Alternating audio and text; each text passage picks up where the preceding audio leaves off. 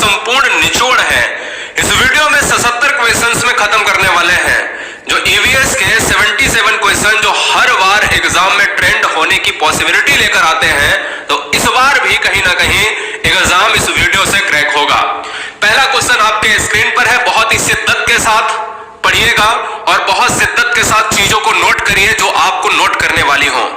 निम्नलिखित में कौन सा तत्व भूपर्पटी, यानी भूपर्पटी का मतलब होता है जो अर्थ का क्रस्ट होता है, यानी जिस पर हम पपड़ी की बात करते हैं, जिस पर हम आवास स्थापित करते हैं, रहते हैं, सर्वाधिक मात्रा में क्या पाया जाता है। तो इस क्वेश्चन का जो राइट आंसर जाएगा वो, जब तत्व की बात करें तो ऑक्सीजन मारिएगा, और जब धातु की बात करें यहां पर तो आप एल्यूमिनियम मारिएगा। ध्यान दीजिएगा, तत्व हमारा ऑक्सीजन लेकर आएगा, बहुत इंपॉर्टेंट है।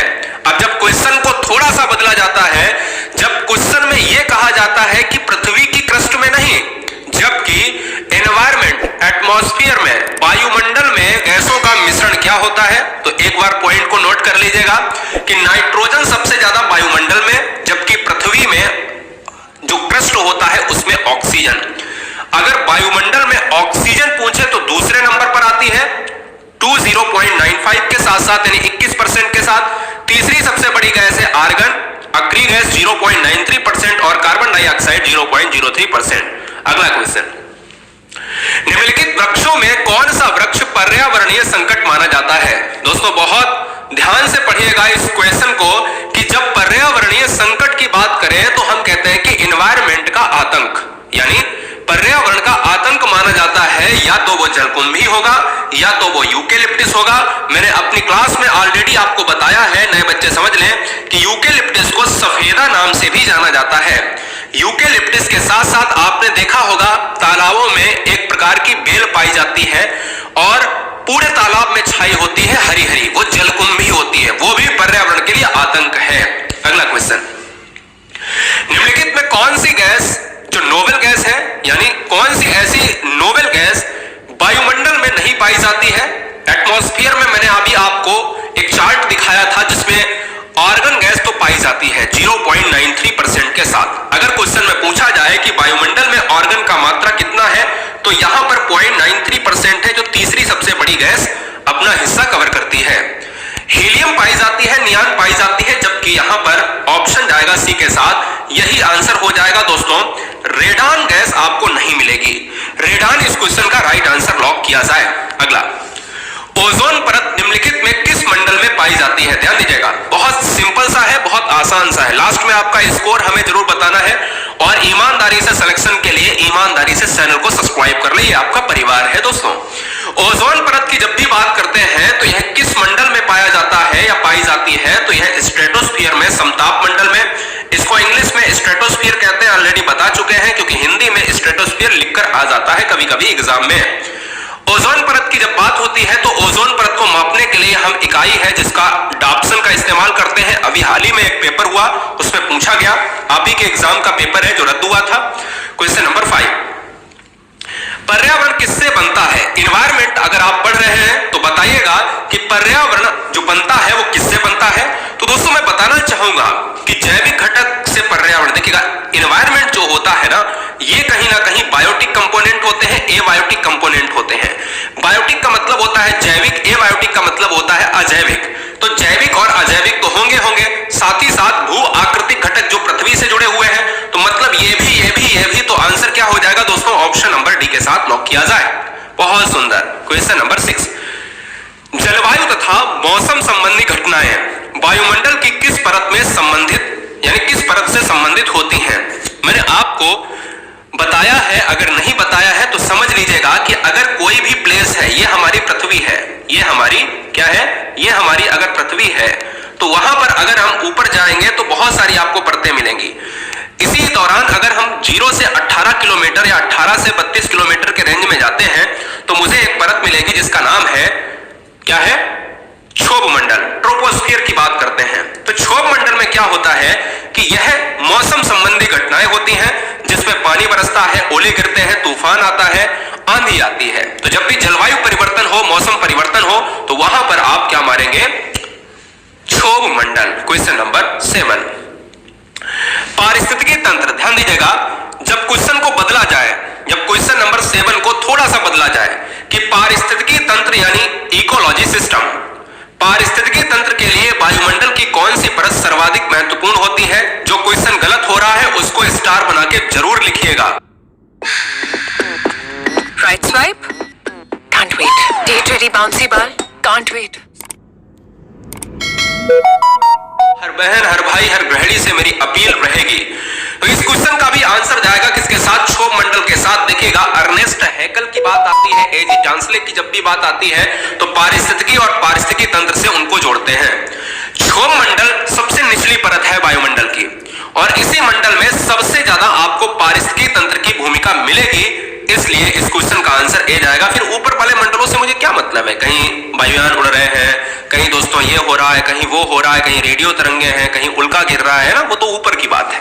क्वेश्चन नंबर 8, पृथ्वी के चारों ओर गैस के समूह को क्या कहते हैं? तो याद रखिएगा कि जो आवरण है, इन्वायरमेंट, दोस्तों याद रखिए, पृथ्वी के चारों ओर गैसों का जो समूह होता है, एक जत्था होता है, इसको कहा जाता है वायुमंडल। इसको वायुमंडल कहा जाता है। यार वायुमंडल क्या है? वायुमंडल का मतलब है कि उसमें नाइट्रोजन भी होगी। भाई वायुमंडल में नाइट्रोजन भी है 78%, 21% ऑक्सीजन भी है, 0.93% आर्गन भी है, 0.03% आपका कार्बन डाइऑक्साइड भी है। ये क्या है?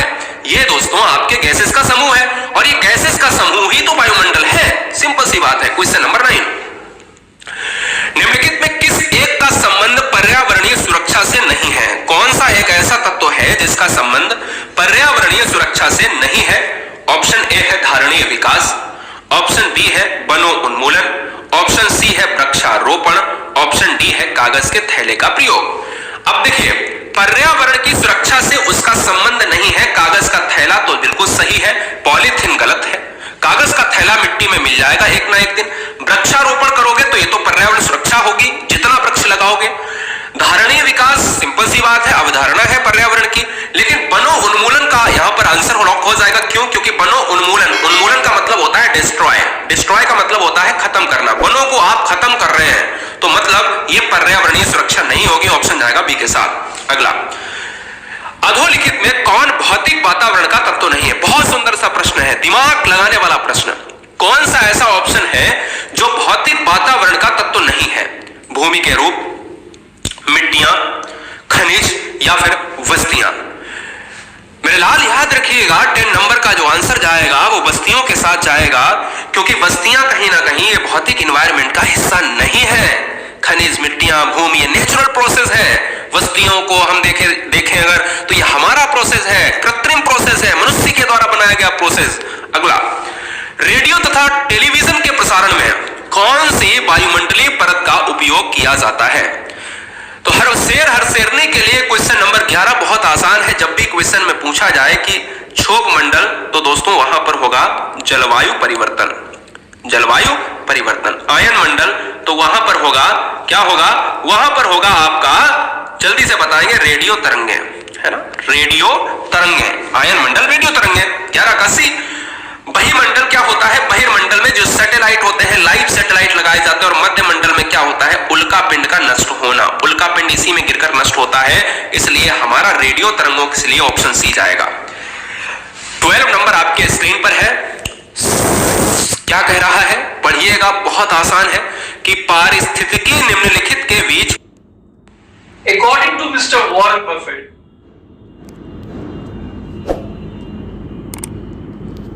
क्या कह रहा है? पढ़िएगा, बहुत आसान है कि पारिस्थितिकी निम्नलिखित के बीच पारस्परिक संबंधों का अध्ययन है, जो इकोलॉजी है। अर्नेस्ट हैकल ने दिया है। इकोलॉजी निम्नलिखित के बीच, किसके बीच का स्टडी है, किसके बीच का अध्ययन है? तो मेरे लाल याद रखिएगा कि यह जीव और वातावरण के बीच में ही एक रिलेशन बनता है। हम ये पूछते हैं, कभी कभी एग्जाम में ये भी पूछा जाता है कि जीव और वातावरण के परस्पर अध्ययन को क्या कहते हैं? तो वहां पर ऑप्शन में पारिस्थितिकी उल्टा पूछ लिया जाए तो ध्यान रखिएगा इस चीज को। जीव और वातावरण के बीच में जो अटूट रिलेशन होता है, बॉन्ड होता है, उसे इकोलॉजी कहा जाता है। और जीव और वातावरण, इस क्वेश्चन का आंसर उल्टी और सीधी तरीके से नोट कर ले। अगला, जब इकोलॉजी हो तो अर्नेस्ट हैकल, जब इकोलॉजी सिस्टम हो यानी पारिस्थितिकी तंत्र को सिस्टम यानी तंत्र यानी पारिस्थितिकी तंत्र की संकल्पना को प्रस्तावित किसने किया था? तो टांसले। याद रखिएगा कि टांसले आएंगे सिस्टम के साथ, तंत्र के साथ, और पारिस्थितिकी के साथ आएंगे अर्नेस्ट हैकल आएंगे, इसलिए याद रखना है। अगला, निम्नलिखित में कौन पारिस्थितिकी तंत्र के विषय में सही नहीं है? बहुत उम्दा प्रश्न है, एक से जबरदस्त क्वेश्चन। आपको पर्यावरण दिवस से भी क्वेश्चन मिलने वाले हैं। जितने भी दिवस इंपॉर्टेंट हैं, 2-3 हमने इस वीडियो में कराए जो आने वाले एग्जाम में होंगे। और देखिए कितने जबरदस्त, रामसर भूमि से लिए हैं, आर्द्र भूमि से लिए हैं, जैव विविधता से लिए हैं। देखिए मजा आने वाला है। निम्नलिखित में कौन पारिस्थितिकी तंत्र के विषय में सही नहीं है? यह जैविक और अजैविक दोनों संगठनों से युक्त होता है, इसकी अपनी स्वयं की उत्पादकता होती है, यह एक बंद तंत्र होता है। तो यहां पर देखिए बंद तंत्र होता है, यही गलत हो जाएगा, आंसर सटीक बैठेगा। बंद तंत्र एक नेगेटिव सेंस है भैया, ये तो खुला तंत्र होता है। अगला क्वेश्चन आपके स्क्रीन पर ये रहा, रामसर सम्मेलन संबंधित था। 15 नंबर, रामसर सम्मेलन संबंधित था। तो मैं आपको 2 से 3 क्वेश्चन बताऊंगा कि एक तो 2 फरवरी आपको डेट याद रखनी है कि वेटलैंड डे आर्द्र दिवस मनाया जाता है हर साल, और स्थान था दोस्तों ईरान था, राजधानी इसकी तेहरान है। रामसर सम्मेलन आर्द्र भूमियों के लिए जाना जाता है, इसलिए आर्द्र भूमि का जो ऑप्शन सी है ना, ये सबसे बेस्ट जाएगा। ईरान के शहर में आर्द्र भूमि संरक्षण पर बैठक हुई और 2 फरवरी तारीख थी, इसलिए 2 फरवरी को हम यह दिवस हर साल मनाते हैं।